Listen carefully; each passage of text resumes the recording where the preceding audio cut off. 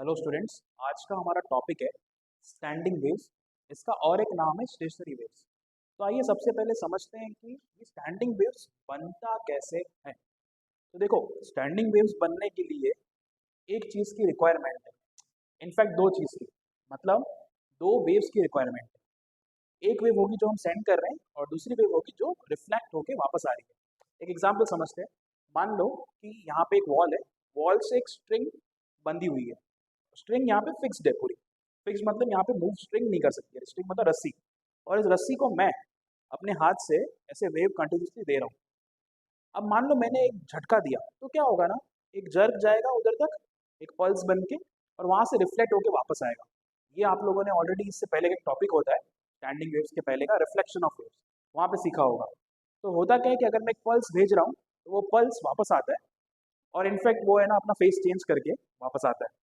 अगर मैं regularly waves को भेजता रहूँ तो यहाँ से मैं कुछ वेव्स भेजे जा रहा हूँ और वहाँ से कुछ वेव्स रिफ्लेक्ट होके आ रही हैं। तो होता क्या है ना, दो वेव्स आपस में सुपर इम्पोज करती है, जहाँ पे हम यूज करते हैं प्रिंसिपल ऑफ सुपरपोजिशन। तो जब ये दो वेव सुपर इम्पोज करती है तब स्टैंडिंग वेव जनरेट होता है। अब सवाल ये आता है बच्चों का कि सर ये स्टैंडिंग वेव्स दिखता कैसा है और नाम स्टैंडिंग क्यों है। तो उसके लिए आप एक काम कीजिए, अभी स्क्रीन पे एक वीडियो दिखाऊंगा जहाँ पे होगा स्टैंडिंग वेव्स का डेमोन्स्ट्रेशन कि दिखती कैसे ये वेव है। तो वो आप देख लीजिए, फिर हम आगे बढ़ते हैं।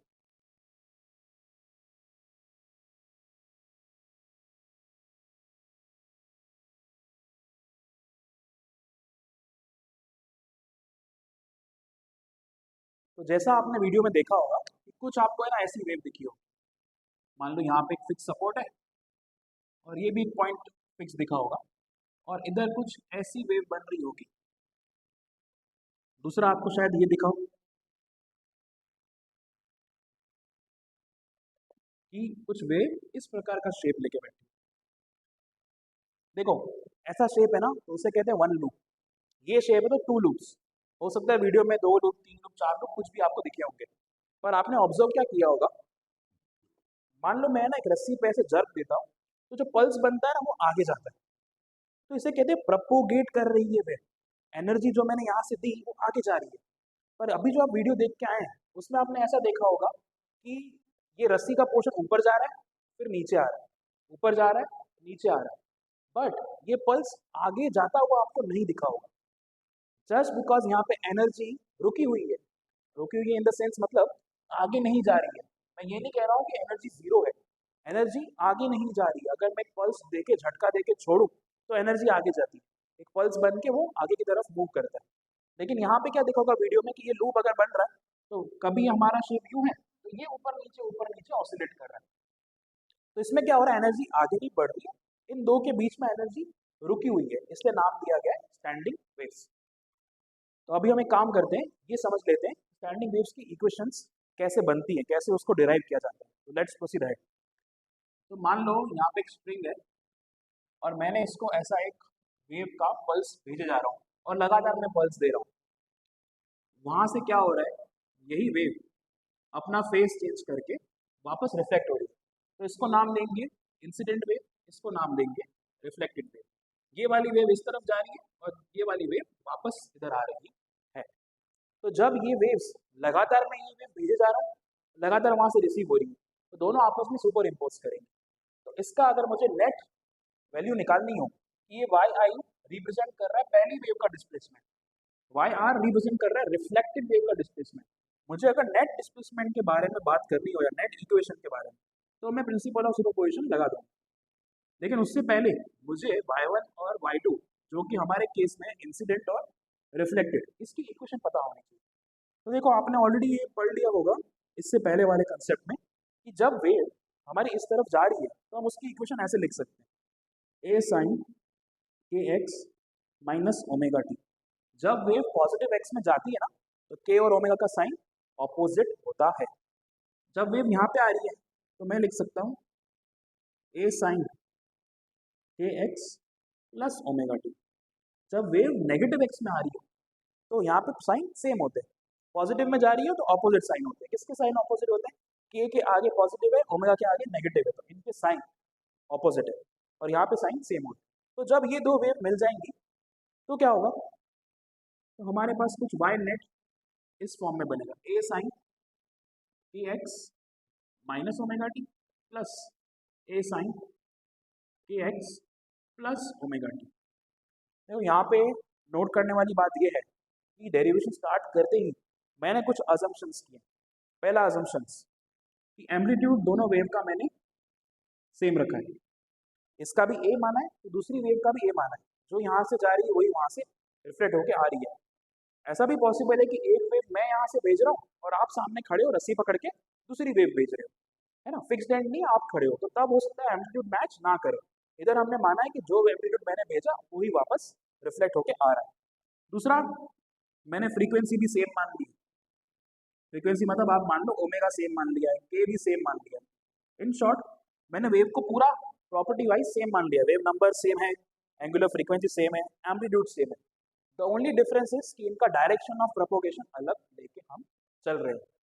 तो अभी ट्रिगो में आपने पढ़ा होगा कि अगर मैं इस ए को कॉमन ले लूँ तो आपके पास जो अंदर बचेगा ना, साइन के खाली टर्म्स बचेंगे और उसके लिए कुछ आइडेंटिटी ट्रिग्नोमेट्री में पढ़ाते हैं, ठीक है। वो आइडेंटिटी के हिसाब से अगर मैं इसको आगे डिराइव करने जाऊँ तो क्या हो जाएगा, ए इधर आ जाएगा 2 sine k x cos omega t, 2 sine k x cos omega t. तो अब हुआ क्या, इसको थोड़ा और रिफॉर्म करके लिखते हैं कि मैं 2 को आगे लिख लूँ, ए को यहाँ लिख लूँ, इधर लिखा साइन के एक्स और कॉस ओमेगा टी। देखो हमने शुरू किया वेव की इक्वेशन जहाँ पे के एक्स ओमेगा टी साइन के अंदर थे, यहाँ पे भी के एक्स ओमेगा टी एक साइन फंक्शन के अंदर है। जब हमने इनको सुपर इम्पोज कराया तो हो क्या गया कि के एक्स एक अलग फंक्शन में चला गया और ओमेगा टी भी एक अलग फंक्शन में चला गया। इससे होता क्या है ना, थोड़ा सा इसको अगर हम रिलेट करें एसएचएम से, तो एसएचएम में क्या सीखा था सर कि सिंपल हार्मोनिक मोशन की जनरल इक्वेशन होती है, एक एम्पलीट्यूड आता है और उसके साथ एक कॉस या साइन का फंक्शन होता है और उस फंक्शन के अंदर ओमेगा टी बैठा होता है। ये एसएचएम रिप्रेजेंट करता है इक्वेशन, हमने इससे पहले पढ़ा होता है बिफोर वेव के चैप्टर। इधर क्या आएगा सर, इस पूरे को है ना आप एम्पलीट्यूड मान सकते हो और बाजू में बैठा है एक कॉस का फंक्शन। कहने का मतलब this again is representing SHM. Sir तो इन दोनों में डिफरेंस क्या है, ये भी एसएचएम रिप्रेजेंट कर रहा है और ये भी एसएचएम रिप्रेजेंट कर रहा है।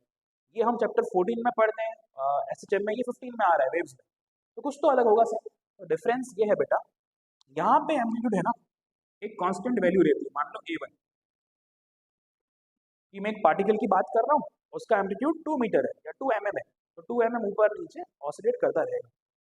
इधर क्या हो रहा है, यहाँ एक x का फंक्शन आ रहा है। कहने का मतलब इस y नेट को मैं कुछ इस प्रकार लिख सकता हूँ, amplitude is function of x and cos omega T, जहाँ पे एम्पलीट्यूड में रिप्रेजेंट कर रहा हूँ 2a साइन के एक्स से। इसको और अच्छे से समझते हैं, एक काम करते हैं, इस डायग्राम पे वापस आते हैं और पहले समझते हैं x क्या है। देखो x आप मान लो कि मैंने है ना अगर दोनों एंड्स को फिक्स करके रखा हुआ है, दोनों एंड्स को फिक्स करके रखा हुआ है और मैं वेव यहाँ पे जनरेट कर रहा हूँ, तो होगा क्या, एक स्टैंडिंग वेव बनेगी। स्टैंडिंग वेव किस फॉर्मेट की बनेगी, स्टैंडिंग वेव का फॉर्मेट कुछ इस प्रकार होगा। एक ऐसा मैं अजम्पशन ले रहा हूँ कि 2 लूप्स ही बन रहे होंगे, अभी देखा था ना वीडियो में, वैसा कुछ शेप हमने अज्यूम किया। देखो यहाँ को मैं मान सकता हूँ x इक्वल टू 0। तो अगर आप ध्यान देखो कि यहाँ पे x की वैल्यू में जैसे 0 रखता हूँ तो मेरा एम्पलीट्यूड क्या आता है, 0 आता है। तो एम्पलीट्यूड फॉर 0 क्या आ जाता है, 0। इसका मीनिंग क्या है, x की जगह पे 0 रखना, कि मैं मान के चल रहा हूँ कि x इक्वल टू 0 वाली पोजीशन का मैं एम्पलीट्यूड निकालना चाहता हूँ, तो कितना आ रहा है, 0। मतलब ये वाला पॉइंट कहीं पे नहीं जाएगा, कहीं पे नहीं जाएगा मतलब एम्पलीट्यूड 0 है, ना ऊपर जाएगा ना नीचे जाएगा, ऑसिलेट करेगा ही नहीं। यही आपने देखा होगा उस वीडियो में, कुछ पॉइंट्स होते हैं जो ऑसिलेट नहीं करते, वो सिर्फ उसी जगह पे रहते हैं। जैसे और एक पॉइंट ये होता है, ये भी कहीं ऑसिलेट नहीं करता, वहीं पे रहता है। अब देखो अगर मैं x की वैल्यू बदल दूं, x1 ये ले लो, इसको ले लो x2, इसको ले लेते हैं x1, इसको ले लिया x2। तो आप ध्यान से देखें, x1 की वैल्यू कुछ और है, x2 की वैल्यू कुछ और है।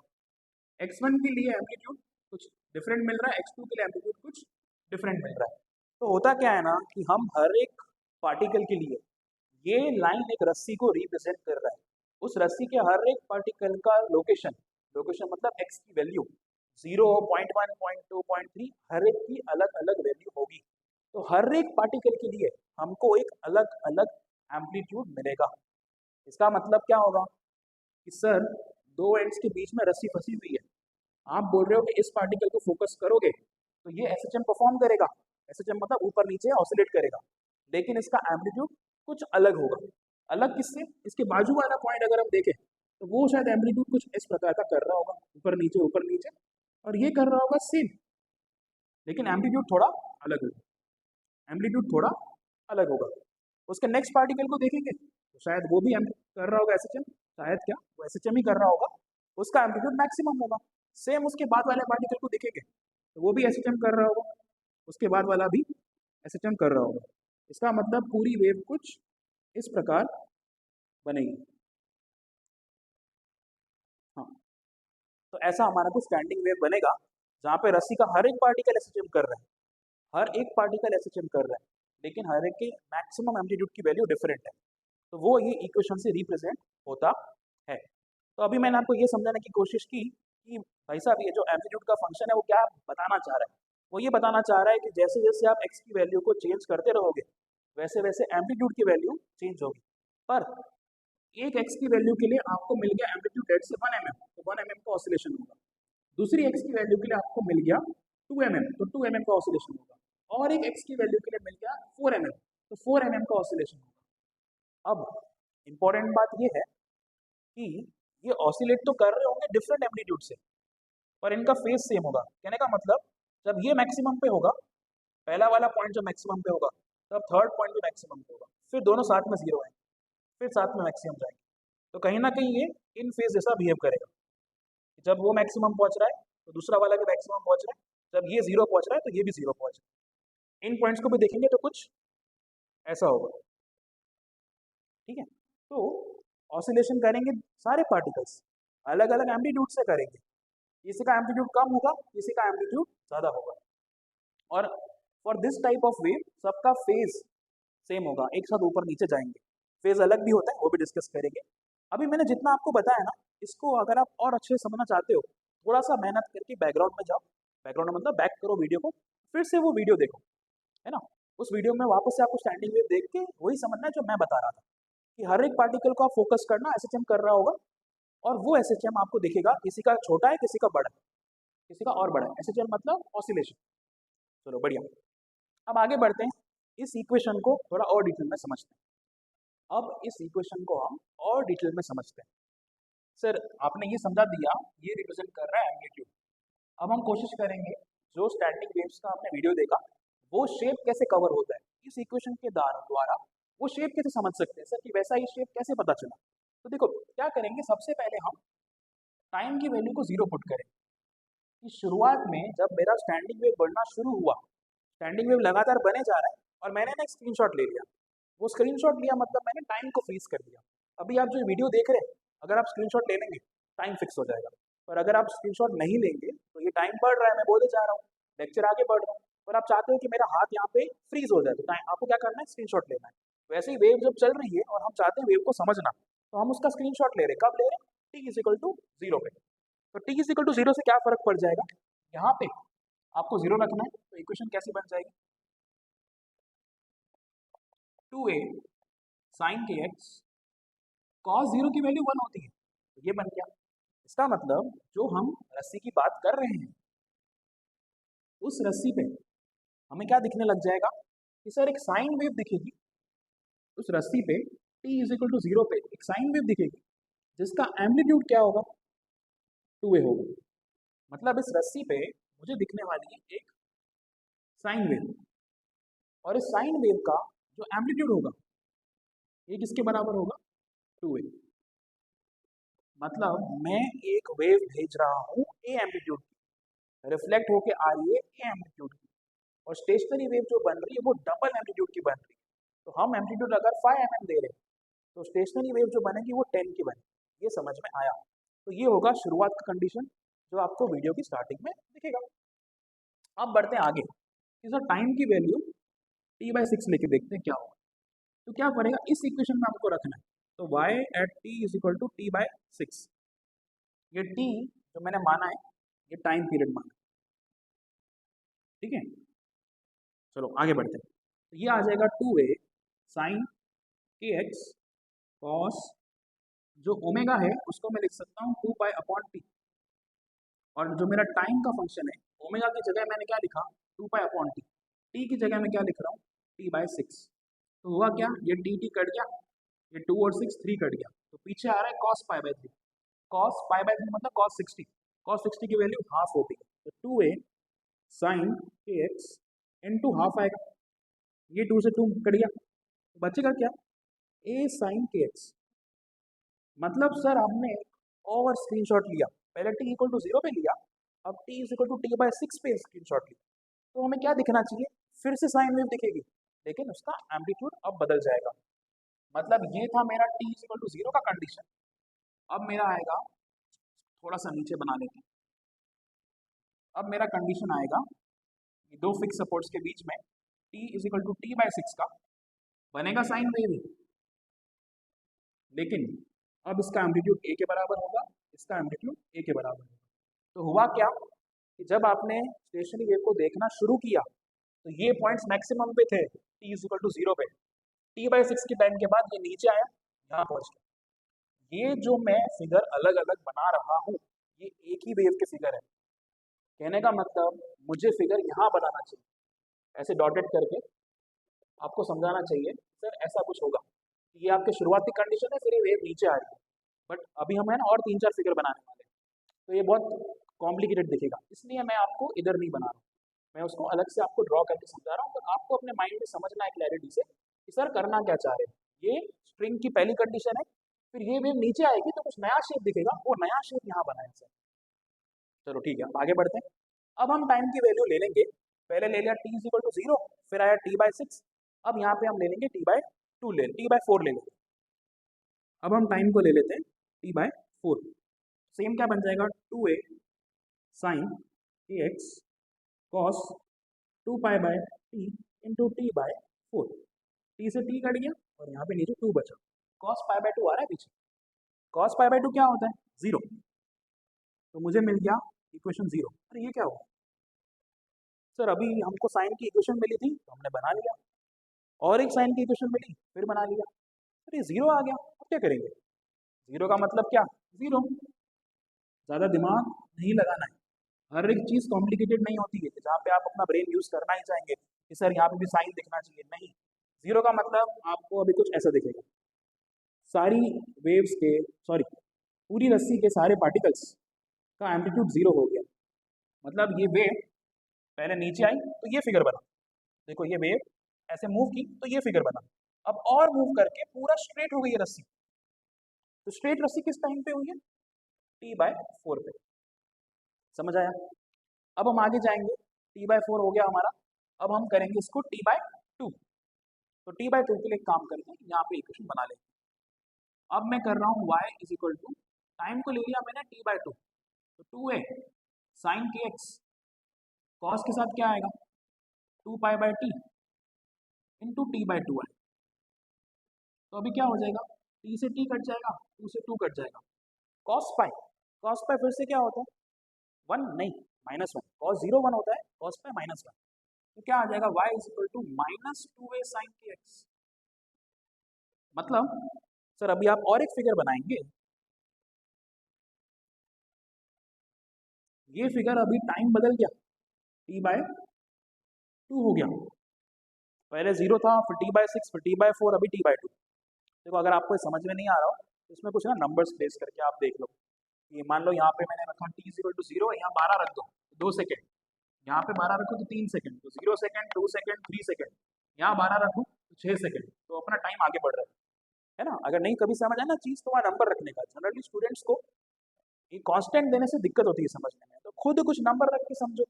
यहाँ पे मैंने बोला 12 रखो तो 2 सेकंड हुआ, यहाँ 12 रखो तो 3 सेकंड, यहाँ 12 रखो तो 6 सेकंड, टाइम अपना आगे बढ़ रहा है। तो इसके लिए फिगर कैसा दिखेगा सर, साइन वेव दिखेगा, लेकिन माइनस साइन वेव, अगर ये मैं साइन वेव बना रहा हूँ तो माइनस मतलब इसका, अरे रे क्या कर दिया, चलो माइनस मतलब इसी का रिवर्स दिखेगा, इसका एम्पलीट्यूड 2 है, इसका एम्पलीट्यूड 2 है। अब ये मत बोलना सर -2 आएगा, -2 है मतलब नीचे जा रहा है और क्या। तो हमारी वेव का अभी दिखा कैसे कि सर शुरू यहाँ से की, फिर थोड़ा आगे गई तो आपने फिगर चेंज किया, और आगे गई सीधी हो गई आपने फिगर चेंज किया, अब ऐसे जा रही। तो मतलब ये पार्टिकल नीचे जाके जीरो पहुंच रहा है और फिर नेगेटिव, तो ये पार्टिकल थोड़ा नीचे गया तो ये फिगर, ये पार्टिकल और नीचे गया तो ये फिगर, ये पार्टिकल और नीचे गया तो ये फिगर। अब आगे बढ़ेंगे तो वापस से ऊपर आएगा। अब जाके आप इमेजिन कीजिए जो वीडियो हमने देखा वहाँ पे भी ऐसा ही हो रहा था कि नीचे आ रहा है फिर ऊपर जा रहा है, नीचे आ रहा है ऊपर जा रहा है, तो वही इस डायग्राम में हमें दिख रहा है। तो ये इक्वेशन उस वेव को परफेक्टली रिप्रेजेंट कर रही है जो हम देख के आए हैं कि हर एक पार्टिकल का एम्पलीट्यूड अलग है और हर एक पार्टिकल एक एक्सिशन परफॉर्म कर रहा है। ओके अब आते हैं अगले पॉइंट पे। नेक्स्ट पॉइंट पे हमें ये समझना है कि ये सारे पार्टिकल्स ऑसिलेशन तो कर रहे हैं वेव पे, बट सबका फेज सेम है, अलग है या क्या है। तो देखो ये जो आधी वेव बन रही है ना, देखो इसे पूरी वेव कहते हैं तो ये आधी वेव है। इस आधी वेव में क्या होगा, पार्टिकल का फेज सेम होगा। फेज सेम होने का मतलब एक साथ ऊपर जाना एक साथ नीचे आना। अगर कुछ ऐसा मोशन हो रहा है तो ये फेज में नहीं है, ऐसा मोशन हो रहा है तो ये फेज में है। तो ये आधे पार्टिकल्स को आप देखोगे तो ये फेज में आपको मूव करते हुए दिखेंगे, तो इनके बीच में फेज डिफरेंस 0 मानते हैं। देखो मेरी और आपकी हाइट अगर सेम है तो हमारा हाइट डिफरेंस क्या होगा, 0। यहाँ पे सभी पार्टिकल्स का, ये दो पार्टिकल्स ले लिया मैंने, इनका फेज सेम है तो फेज डिफरेंस क्या होगा, 0। सिमिलरली अगर पार्टिकल हम ये आधी वेव में ना लें, एक पार्टिकल यहाँ ले लें और एक इसके बाद ले लें, तो क्या होगा, अब ये सेम फेज में नहीं है, यहाँ पे फेज डिफरेंस होता है पाई का, यहाँ पे फेज डिफरेंस होता है पाई का। ठीक है, तो ये सब आपने एसएचएम में पढ़ा होगा, तो ये आता है पाई का फेज डिफरेंस। एनीवेज अब हम आगे बढ़े, इतना फिक्स है कि वेव के आप कोई भी पार्टिकल्स ले लो, कौन सी वेव, स्टैंडिंग वेव के कोई भी दो पार्टिकल्स ले लो, उनके बीच में फेज डिफरेंस या तो 0 होगा या तो पाई होगा। सर 0 आया पाई आया, आप वेव और बड़ी करो 2 पाई आ जाएगा, करके देखते हैं। मान लो ये फिक्स सपोर्ट यहाँ नहीं होता, ये फिक्स सपोर्ट थोड़ा आगे होता, आप बोलते सर और एक लूप आ जाएगा। अब आप क्या करो सर, दूर दूर के पार्टिकल्स ले लो, 2 यहाँ लिया 4 को यहाँ ले लो, तो इससे बच्चों क्या होगा ना कि ये 2 और 4 है ना वापस से सेम फेज में घूमेंगे।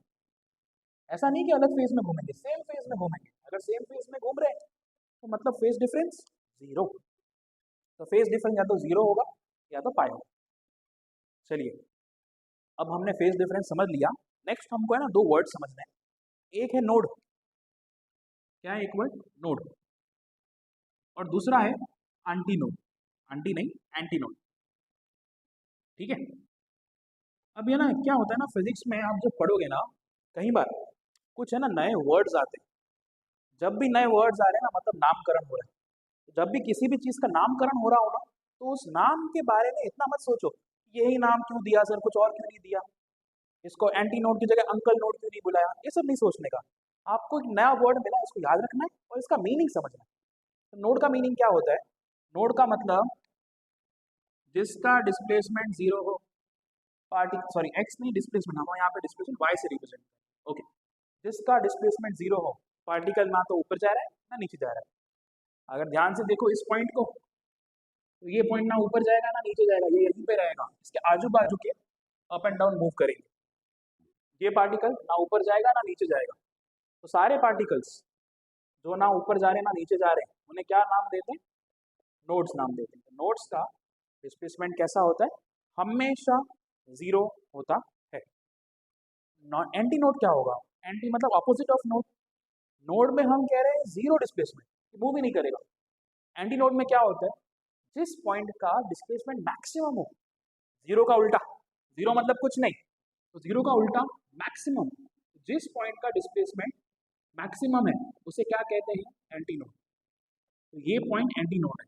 अब ये डायग्राम देख के मत बोलना सर इसका मैक्सिमम थोड़ी है, अरे यही पॉइंट मैक्सिमम पे गया, नीचे भी आ रहा है फिर ऊपर जा रहा है, तो सबसे ज्यादा तो इसी का होगा ना।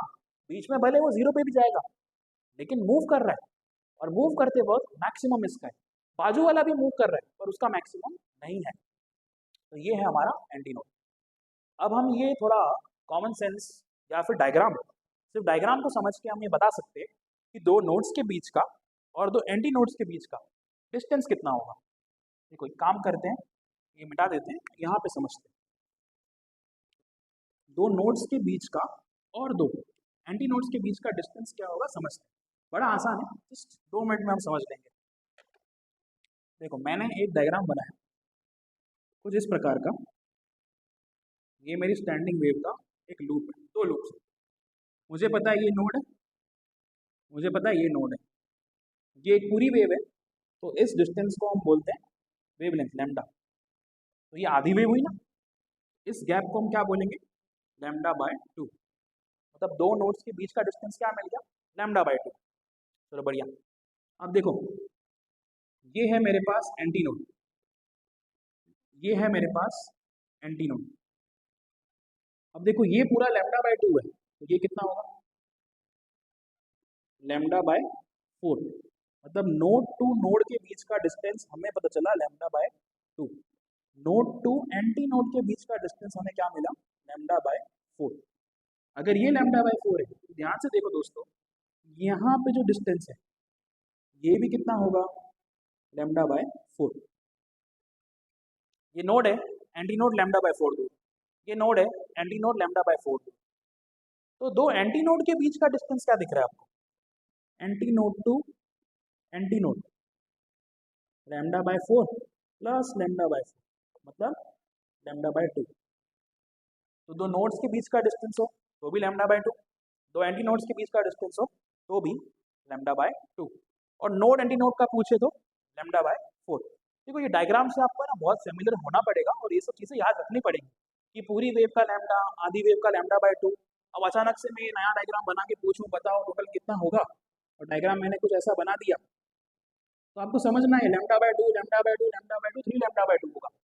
जैसे ही एक लूप दिखे ना सीधा बोलो लैम्डा बाय 2, दो लूप दिखे तो 2 इंटू लैम्डा बाय 2, यहाँ पे 3 लूप दिखे सीधा बोलो सर 3 इंटू लैम्डा बाय 2।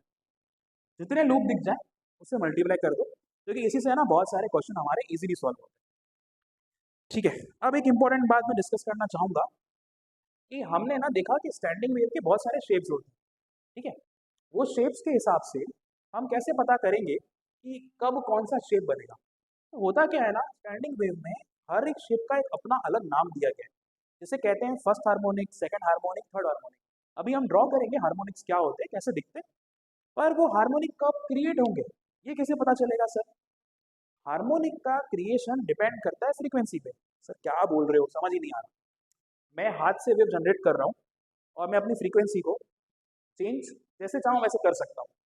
हर एक फ्रीक्वेंसी के हिसाब से नोड या एंटी नोड अलग जनरेट होते हैं हार्मोनिक। तो अब हम समझेंगे डिफरेंट हार्मोनिक्स का शेप कैसा दिखता है और उसकी करस्पॉन्डिंग फ्रीक्वेंसी कैसे होती है। देखो सबसे कॉमन शेप होता है एकदम बेसिक वाला, कि हमारे दो फिक्स्ड एंड्स के बीच में एक ही लूप बना। देखो अगर ये वेव कुछ ऐसा बनता तो हम कहते हैं लैम्डा, इसको क्या कहेंगे, लैम्डा बाय 2। मतलब अगर मेरे ये रस्सी की लेंथ एल है तो लैम्डा बाय 2 वेवलेंथ किसके बराबर है, एल के बराबर। तो लैम्डा क्या हो जाएगा, 2 एल के बराबर।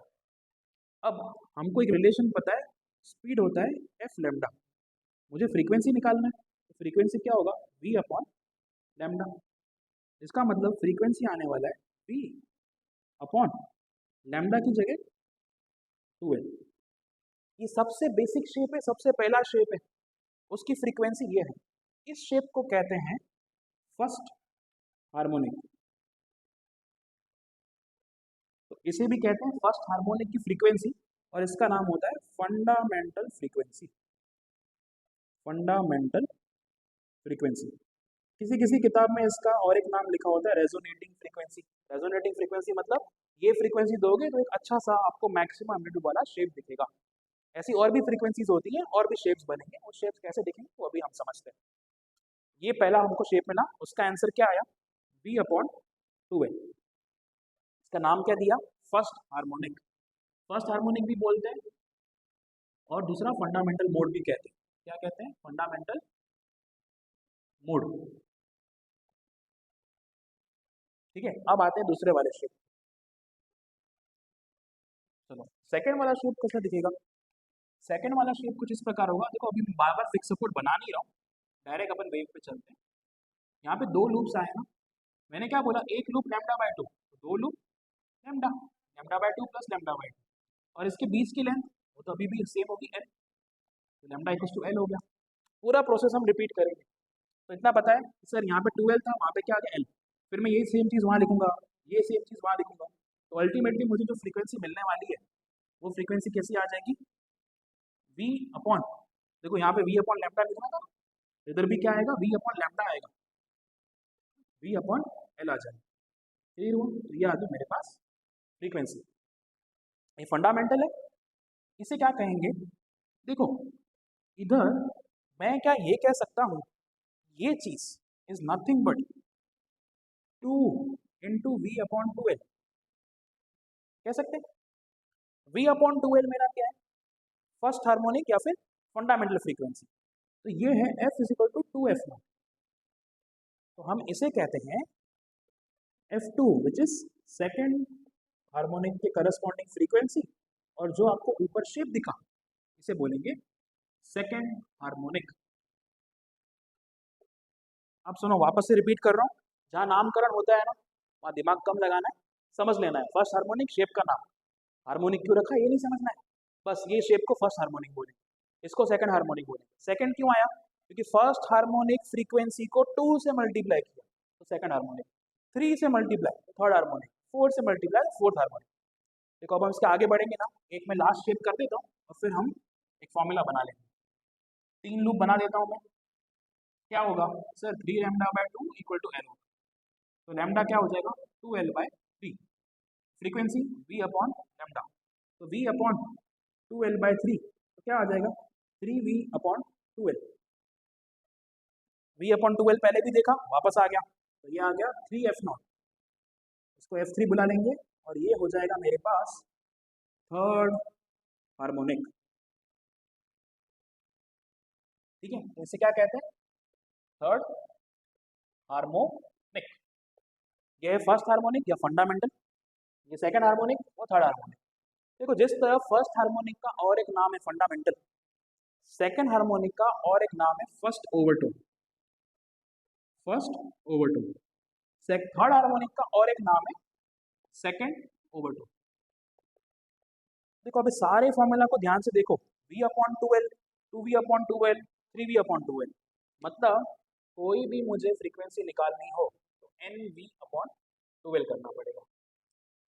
अब बात है सर ये n क्या है, वहां पे हम ये मान सकते हैं कि v अपॉन 2l के आगे 1 है, यहाँ पे 2 है, यहाँ 3 है, तो n की वैल्यू 1 2 3 कुछ भी हो सकती है, डिपेंडिंग ऑन आप क्या निकालना चाहते हो। अगर आप फर्स्ट हार्मोनिक निकालना चाहते हो 1 रखो, v अपॉन 2l वो रहा फॉर्मूला। आपको सेकंड हार्मोनिक निकालना है 2 रखो, 2v अपॉन 2l वो रहा फॉर्मूला। आपको थर्ड हार्मोनिक निकालना है 3v अपॉन 2l। तो अब टेंथ भी कोई पूछ लेना तो आप यूँ निकाल सकते हो 10v अपॉन 2l। क्लियर हुआ? चलो तो ये है ना, हमारे लिए हो गए हार्मोनिक्स की फ्रीक्वेंसी और उसके शेप और उनके कुछ अलग अलग नाम। इसमें कभी कभी ट्विस्ट आता है कि आपको है ना v की इक्वेशन भी यूज करनी पड़ती है। क्या हो जाता है, n अपॉन 2l, v की जगह आपको रूट t बाय म्यू लिखना पड़ता है। ये वेलोसिटी ऑफ वेव की इक्वेशन है, ये भी आपने इससे पहले पढ़ी होगी, स्टैंडिंग वेव से पहले शुरुआत में ये सब आ जाता है कि वेलोसिटी ऑफ वेव क्या होती है, तो रूट t बाय म्यू। तो एक ये फॉर्मूला आपको याद रखना है, एक ये याद रखना है।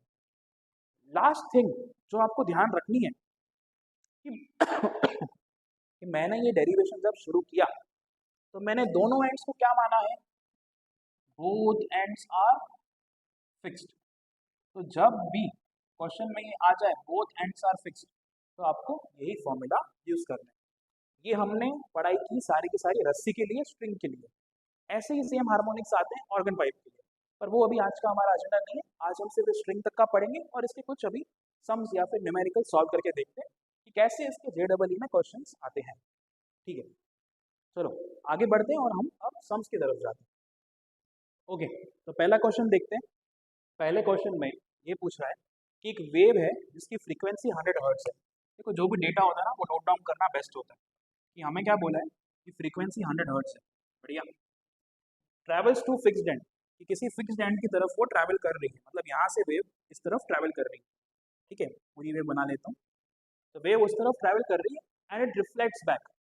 When it reflects back a node is form, मतलब जब यहाँ से कुछ भी इसका रिफ्लेक्शन हो रहा है तो हमको एक नोड मिल रहा है ना। ये वेव यहाँ जा रही है, रिफ्लेक्ट हो रही है, तो यहाँ पे एक नोड बन रहा है, और नोड बन रहा है, उसकी दूरी है 10 सेंटीमीटर फ्रॉम फिक्स्ड एंड। इस फिक्स एंड से दूरी है 10 सेंटीमीटर। हमको पूछ रहा है स्पीड ऑफ वेव बताओ। देखो स्पीड ऑफ वेव का फॉर्मूला क्या है, एफ लैम्डा। फ्रीक्वेंसी गिवन है, हाँ सर 100 गिवन है। तो सारा आपका खेल क्या बचता है, कहीं से आप लैम्डा तक पहुंच जाओ तो कहानी खत्म, आंसर आ जाएगा। लैम्डा तक कैसे पहुंच सकते हैं, और क्या गिवन कंडीशन है, सर ये 10 सेंटीमीटर दिया हुआ है, इसी का कुछ यूज होगा। देखो यार, ये है ना 10 सेंटीमीटर दो नोड्स के बीच की दूरी है, और मैंने अभी आपको बताया था दो नोड्स के बीच की दूरी क्या, लैम्डा बाय 2। तो हम कह सकते हैं लैम्डा बाय 2 दिया हुआ है सर 10 सेंटीमीटर, लैम्डा बाय 2 दिया है 10 सेंटीमीटर, तो लैम्डा क्या हो जाएगा, लैम्डा हो जाएगा 20 सेंटीमीटर। इसको मीटर में कन्वर्ट कर दो, क्यों, ऑप्शंस देखो मीटर में है, और ऐसा यूनिट मीटर में ही होता है ना, तो आ जाएगा 0.2 मीटर। इसको आगे ले आओ, v is equal to 100 into lambda आ गया 0.2, सॉल्व करोगे आ जाएगा 20 मीटर पर सेकेंड। था ना आसान सवाल। देखो बेसिक क्लियर होना, ये चीज़ आपके माइंड में फिट बैठी हुई है तो ये आसान है, वरना ये भी आसान काफ़ी लोगों के लिए नहीं।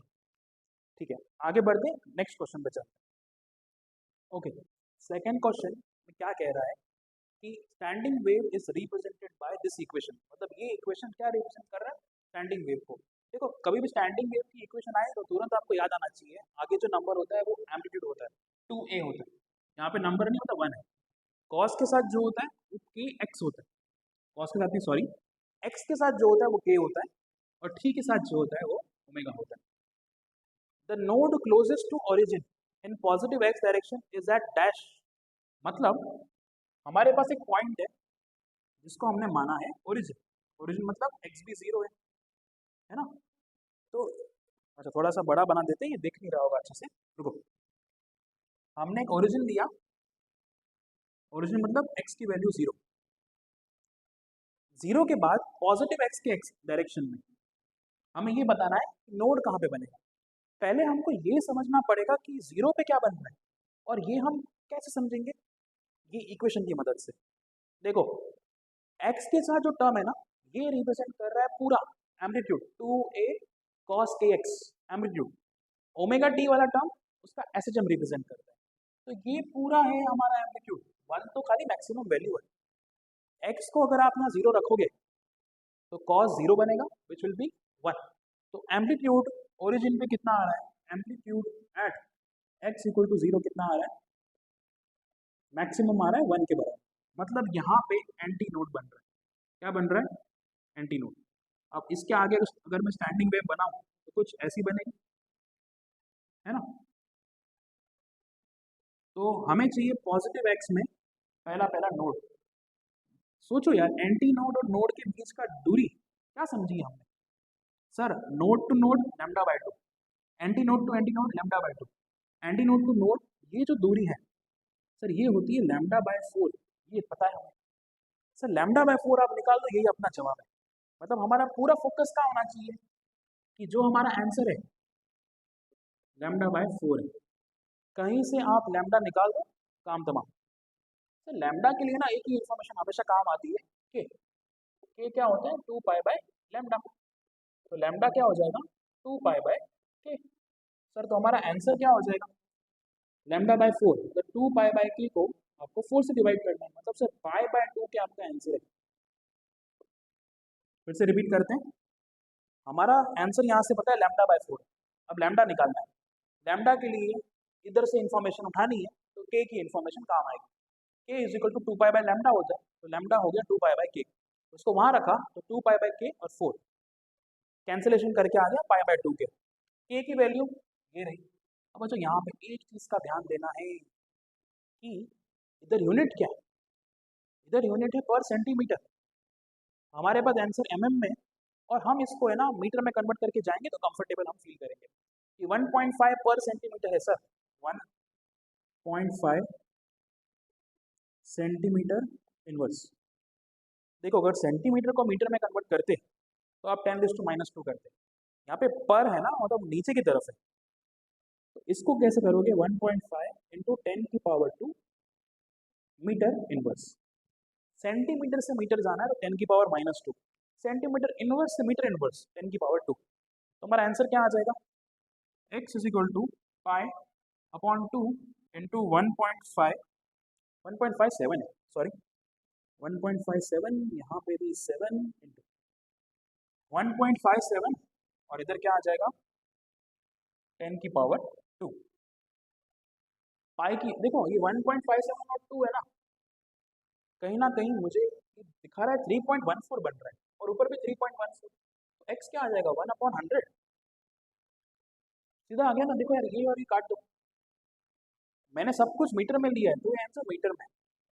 इसको अगर मैं mm में कन्वर्ट करूँ, क्योंकि मेरे ऑप्शंस देखो सारे mm में, तो mm में कन्वर्ट करेंगे तो आ जाएगा 10⁻³ mm, तो आ जाएगा 10 mm। तो मेरा आंसर क्या होना चाहिए, नियरेस्ट नोड कहाँ पे मिलेगा 10 mm पे मिलेगा, तो B option would be my answer. Question में ये कह रहा है कि a string fixed at both ends vibrates in fourth harmonic, मतलब एक स्ट्रिंग है वो वाइब्रेट कर रही है फोर्थ हार्मोनिक, मतलब वो स्टैंडिंग वेव की बात कर रहा है और ये दी है वो स्टैंडिंग वेव की इक्वेशन। हमें पूछा है the length of string is, देखो यार इक्वेशन तो दे दी है, लेंथ पूछा है, सबसे बड़ा इंपॉर्टेंट है ये फोर्थ हार्मोनिक। फोर्थ हार्मोनिक का शेप कैसा होता है, देखो फर्स्ट हार्मोनिक का शेप कुछ ऐसा एक लूप, सेकंड हार्मोनिक का शेप कुछ ऐसा, तो ऑटोमेटिकली अब से याद रखो फर्स्ट हार्मोनिक का शेप आएगा तो एक लूप, सेकंड हार्मोनिक का शेप आएगा तो दो लूप, सिमिलरली फोर्थ हार्मोनिक का शेप आएगा तो चार लूप बना दो, इतना क्या सोच रहे हो, तो बना लेते हैं चार लूप, एक लूप दूसरा लूप तीसरा चौथा, जैसे चार लूप मेरे बनने वाले हैं, यही होगा मेरा फोर्थ हार्मोनिक। अब बताओ ये डिस्टेंस कितना है, सर λ/2, ये λ/2, ये λ/2, सर जितने लूप्स हैं उतना λ/2, तो ये लेंथ ऑफ स्ट्रिंग क्या हो जाएगी, सर लेंथ है 4 इंटू λ/2, इसका मतलब 2λ। अगेन घूम फिर के सारा खेल आ गया, लैम्डा निकालो आंसर आपके सामने। ऐसे ही क्वेश्चन आते हैं जेडब्ल्यू में, देखो इतना डिफिकल्ट भी नहीं, आसान है। अब लैम्डा कैसे निकालेंगे, लैम्डा का सर एक ही इन्फॉर्मेशन है, पिछले सब में देख लिया के इंपॉर्टेंट है के, पर पिछले सब में के का यूनिट गड़बड़ किया था, यहाँ पे क्या बोला है ऐसा यूनिट्स, तो अभी इतना सोचना नहीं है, डायरेक्ट वो मीटर मीटर की बातें सारी, रेडियन पर मीटर। के इज 2π/λ, तो लैम्डा हो जाएगा 2π/k, तो मेरे पास लेंथ क्या आ जाएगी 2 इंटू 2π/k, मुझे जो लेंथ चाहिए वो है 4π/k, k की वैल्यू प्लेस करते हैं कितनी है 0.157, ठीक है 0.157 है, इसका मतलब याद करो 1.57 होता है π/2, पाई 3.14, उसका आधा 1.57, उसका और 1/10 कर दे तो ये आ जाएगा 4π/20, π/2 है 1.57, उसमें और 10 कम करो 0.157 आएगा ना, तो ये π/20 है, पाई से पाई गया, ये ऊपर जाके 80 आंसर देगा और सब कुछ ऐसा यूनिट में है, तो 80 मीटर इज माय आंसर, तो ऑप्शन डी मेरा आंसर है। अगला क्वेश्चन है wire of length L and mass per unit length 6 into 10⁻³ मतलब म्यू दिया 6 इंटू 10⁻³ kg पर metre is put under tension of 540 newton, तो टेंशन गिवन है 540 न्यूटन। देखो ये टेंशन वगैरह देखते हुए ना मुझे एक चीज क्लिक हो रही है कि ये तो कहीं यूज होने वाला है, टेंशन दिया म्यू दिया तो ये कहीं यूज होने वाला है। Two consecutive frequency that it resonates are so and so, मतलब ये जो वायर है वो रेजोनेट कर रही है, मतलब स्टेशनरी वेव बन रहा है, स्टेशनरी वेव बन रहा है और उसकी फ्रीक्वेंसी दी है 420 एंड 490, बट ये नहीं पता ये फर्स्ट हार्मोनिक है, सेकंड है, थर्ड है, फोर्थ है, वो सब नहीं पता, बट ये पता है एक के बाद एक वाला है, मतलब अगर ये थर्ड है तो ये फोर्थ है, ये फोर्थ है तो ये फिफ्थ है, कॉन्सिक्यूटिव वर्ड यूज किया गया है। तो मैं ये कह सकता हूँ कि अगर मेरा एक हार्मोनिक 420 हर्ट्ज है तो उसके बाद वाला क्या हो जाएगा 490 हर्ट्ज, ये गिवन है। पूछ क्या रहा है लेंथ बताओ, अच्छा मुझे ना एल निकालना है, तो एल इज क्वेश्चन मार्क। देखो सबसे पहले है ना सोचो यार ये एल का फॉर्मूला इससे कैसे रिलेटेड है, सर कहीं पे हमने ऐसा फॉर्मूला देखा है कि फंडामेंटल फ्रीक्वेंसी इज v/2l, मतलब 1/2 12 √T/μ। सर टी पता है, म्यू पता है, आप एफ नॉट निकाल लो, हमें एल मिल जाएगा। ठीक है, तो हमारा सारा फोकस कहाँ होना चाहिए, इस एफ नॉट पे। एफ नॉट होता है फंडामेंटल, ये नहीं बोला है फंडामेंटल है, ये भी नहीं बोला है फंडामेंटल है, पर कॉन्जिक्यूटिव है। अगर ध्यान से याद करो तो ऐसा कुछ फॉर्मूला हमने देखा था अभी अभी, 1 2 ऐसा जा रहा था। ये फॉर्मूला के हिसाब से कॉन्जिक्यूटिव है, तो मान लो क्या ये 2 है तो इसके बाद वाला 3 होगा, ये 3 है तो इसके बाद वाला 4 होगा। तो अगर मैंने इसके लिए मान रहा हूँ कि ये एन एफ नॉट है, तो इसके बाद वाला कॉन्जिक्यूटिव वाला n+1 ही होना पड़ेगा। कुछ भी करो ऐसा ही होना पड़ेगा, क्योंकि ये फॉर्मूला बता रहा है कॉन्जिक्यूटिव मतलब 2 के बाद 3, 3 के बाद 4, तो अगर एक n तो एक उससे एक ज़्यादा। देखो यहाँ एन एफ नॉट है और यहाँ पे n f not plus f not है, n f not plus f not is equal to 490। दोनों को माइनस करो तो खाली एफ नॉट बचेगा यार, 2 - 1 कर लो, एफ नॉट बचेगा। तो मेरे पास क्या आ रहा है, n f not plus f naught minus n f not is nothing but इन दोनों का सब्ट्रैक्शन, 490 माइनस 420, तो 70 हर्ट्ज आ रहा है मेरे पास फंडामेंटल। तो ये तरीका याद रख लो, अगली बार ऐसे कॉन्जिक्यूटिव के सम्स आए तो इसी तरीके से आपको एफ नॉट तुरंत मिल जाएगा। अब आते हैं सर एल निकालना है, हमें पता है ये फॉर्मूला यूज करना, तो ये फॉर्मूला को ले जाते हैं, 70 is equal to 1/12 under root tension कहाँ गया, हो रहा 540, और म्यू कितना दिया है 6 × 10⁻³ एल निकालना है, एल को वहाँ भेजो, यहाँ पे 1/2 × 70 अंडर रूट में 540 × 10⁻³ आराम से देख लो क्या किया, 10⁻³ नीचे उसको ऊपर भेज दिया, और साथ साथ एल को यहाँ भेजा, 70 को यहाँ भेजा, तो ये आ गया 1/140 अंडर रूट, ये 6 से कटे के 90 आएगा, तो 9 × 10⁻⁴ आ, तो आ जाएगा 3 × 10⁻²/140। ठीक है, तो ये आ जाएगा 3/14, तो इसको कैलकुलेट कर लेते हैं क्या आता है। देखो एल हो जाएगा 3/14 × 10 हो जाएगा, 3/14 तो 30/14 ना, तो 2 पॉइंट समथिंग आएगा, 14 2 20 होता है ना, 2 पॉइंट में ऑप्शन एक ही दिख रहा है, डी टिक मार दो। देखो ऑप्शन अगर क्लोज होते ना, 2 वाला एक और होता तो मैं सॉल्व करता, 30/14 2 पॉइंट समथिंग आएगा, 14 2 28 होता है।